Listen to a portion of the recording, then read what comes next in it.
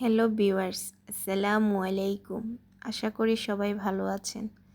আজ আপনাদের সাথে শেয়ার করব কাঁঠালের বিচি চিচিঙ্গা আলু দিয়ে চিংড়ি মাছের তরকারি। তার জন্য প্রথমে চিংড়ি মাছগুলোকে হালকা এপিট করে ভেজে নেব।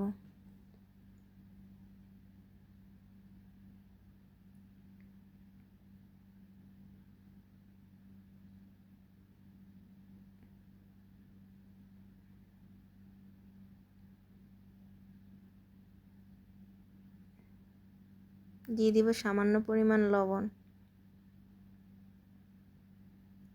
চিংড়ি মাছ উঠিয়ে এখন দিয়ে দিব 2টা মাঝারি সাইজের পেঁয়াজ কুচি,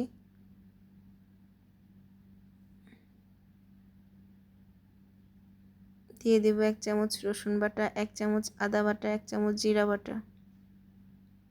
মশলাটা একটু কষিয়ে এখন দিয়ে দিব 1/2 চামচ হলুদ গুঁড়ো। প্রথমে দিয়ে দিব কাঁঠালের বিচিগুলো, একটু কষিয়ে দিয়ে দিব চিচিঙ্গা আলুগুলো। 3-4 মিনিট কষিয়ে নিব।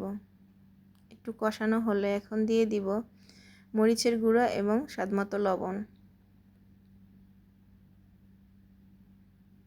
এখন দিয়ে দিব ভেজে রাখা চিংড়ি মাছগুলো।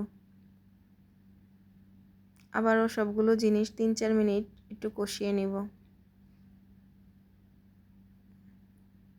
কষানো হয়ে গেলে এখন এখানে ঝোলের জন্য পানি দিয়ে দিব। এখন এই মুহূর্তে চুলার আঁচটা মিডিয়াম টু হাই ফ্লেমে থাকবে। 7-8 মিনিট রান্না করে নিলে আমার তৈরি হয়ে যাবে কাঁঠালের বিচি দিয়ে চিচিঙ্গা আলুর তরকারি। আমি সার্ভ করে নিচ্ছি। গরম ভাতের সাথে এই তরকারিটা জমে যাবে। বাসায় একবার হলো এভাবে ট্রাই করবেন। রেসিপিটি ভালো লাগলে একটা লাইক, কমেন্ট, লাভ রিয়েক্ট এবং শেয়ার দিয়ে দিবেন।